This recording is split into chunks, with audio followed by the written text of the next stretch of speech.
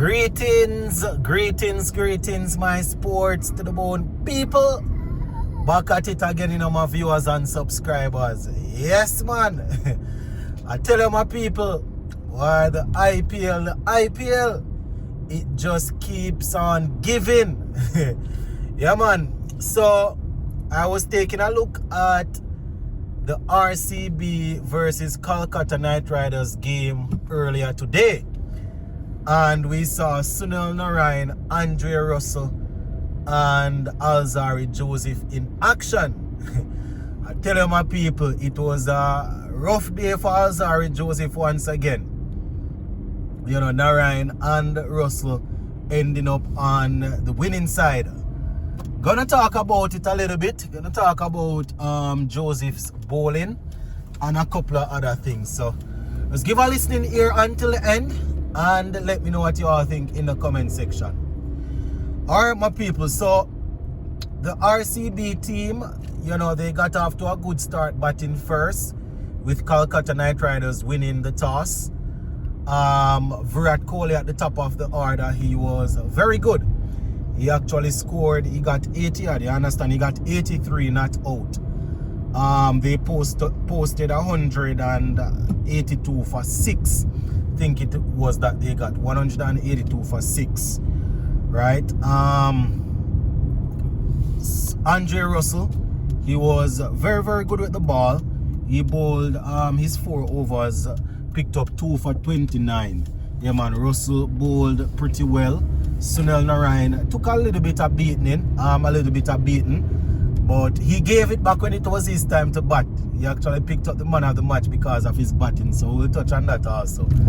Just listen to the end, my people, and let me know what you all think in the comment section, alright? So, 182 Virat Kohli and his team got, right? When it was time for them to defend it, it didn't go too well for them at all. You understand? Kolkata Knight Riders ended up putting on 186 for 3. You understand? To win the game. And Sunil Narine and Phil Salt, they assaulted the bowlers at the top of the order there, my people. Sunil Narine especially. You understand? He was very, very good. He got 47 of 22 deliveries. 47 of 22 deliveries to lead the way with the bat, securing the man of the match. You understand? There was actually a very good matchup between him and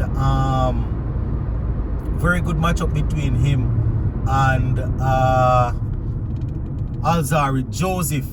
Yeah, man, Alzarri Joseph, my viewers and subscribers, started off with some pace. You understand? His first over went for 14. So another expensive first over for Alzarri Joseph. Yeah, he actually rocked Sunil Narine. Didn't hit him or anything, but pin him back on the back foot with a delivery that was 150.4. Yeah, man, 150.4. We're talking about, my viewers and subscribers. KPH, Alzarri Joseph put down. The following one was put down at 147, and that one was dispatched straight back over his head from Sunil Narine. Narine took him for another 6, and early in the over, actually, he got 2 off him. So Narine actually got 14 off that Alzarri Joseph over there. So very tough start for Joseph. You understand? That was just the beginning of the onslaught that Sunil Narine would go on to create. You understand? A lot of time we see them try out Narine in the opening spot. You say they're playing him as pinch hitter. Sometimes it don't work out. But I tell you, this time around, my viewers and subscribers, it really worked. Man, beat the ball, man. Right? Alzarri Joseph, my people, he came back and he was thumped for a couple of 6s. Quite a few 6s, actually. I don't know, my people, he's bowling way too short. That is the problem that we see there with Alzarri Joseph. He's bowling the ball way too short. So, even the commentators, Ian Bishop I'd raised the question asking why is it that Alzarri, especially is opening over tends to go for so much runs, you know, so many runs, and they were saying that it's because of the fact that he's bowling 60% of his balls are short pitched. You understand? And especially when you are playing on a pitch that really and truly need pace off, you have to be careful. And he didn't learn from Andre Russell, because Andre Russell bowled in the first. When Andre Russell bowled, you know, he went pace off. You understand? And they found out that is what was working, but didn't work out for him too well, my people. So Sunil Narayan getting the man of the match in that one. Alzarri Joseph getting beaten real bad. You understand? Taken to the cleaners once again. But it was actually 2 overs. He ended up only bowling 2 overs. 2 overs for, I think it was 34 runs. So you can imagine. And you know, it wasn't like we had some underage or some ball hitting the edge and going away. Just short pitch deliveries being thumped all over the place. You know, so we really and truly hope that he will turn things around. You understand?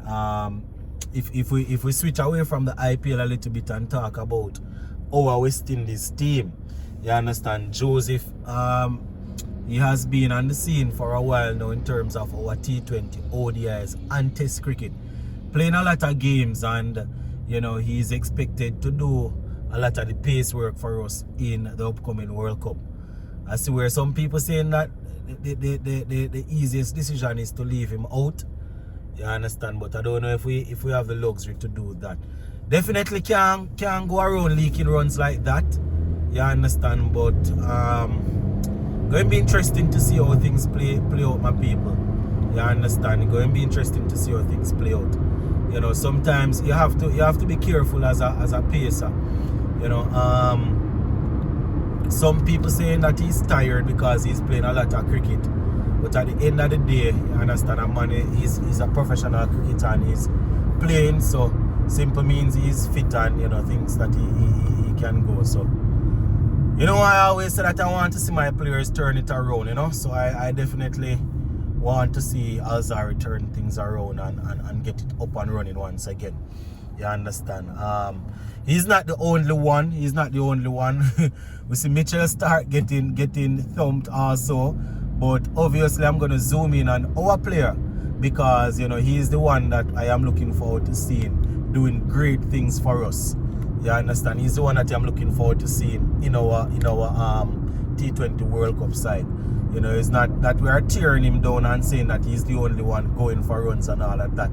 You know, some people like to get defensive and start chatter all sort of foolishness, but we like to tear down the small island people and one bag of rubbish.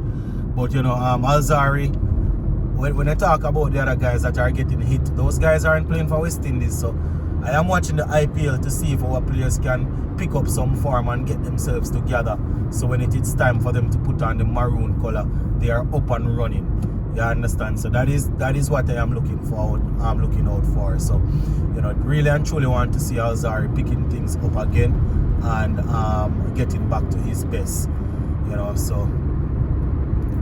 So I said, I saw a comment, switching back to the IPL a little bit, I saw a comment where somebody was asking me, why is it that the IPL teams are not playing the West Indies, if it is a case of them bringing us there to get to use us as practice and thing. And I don't think, you know, people might say I'm looking down on our own players, but you know, there are other players out there that are way better than our players that they could bring in to use as practice. You understand? The thing is, you know, sometimes we are so passionate and we love our players so much. We think they are 15 out of 15, when in truth and in fact they are not even close. You understand? We had some established players that going over to the IPL as overseas players, they are always on the team sheet. The others, some of the players that we have now, they are not fully established like that, you know, where we know they are consistent performers. So we have to understand that only a certain amount of overseas players can play in a particular game. So we might feel away when we see our players over there and they're not playing. But I just saw the thing said. You understand? When we had people like Gale and Pollard and Bravo, you understand? Russell Narayan still doing it big. Dwayne Smith when he was playing. You understand? When we had these guys at the peak of their prowess, they're always playing. You understand? They're always playing and doing well for their teams. So I personally think that it's a case where they're bringing some of our players based off potential and based on the fact that they see them win a couple games and thing already. But you know they're giving them they have to work in practice, man, and thing. As I said, they're going up against other overseas superstars that come in, you know. So I just saw the thing said.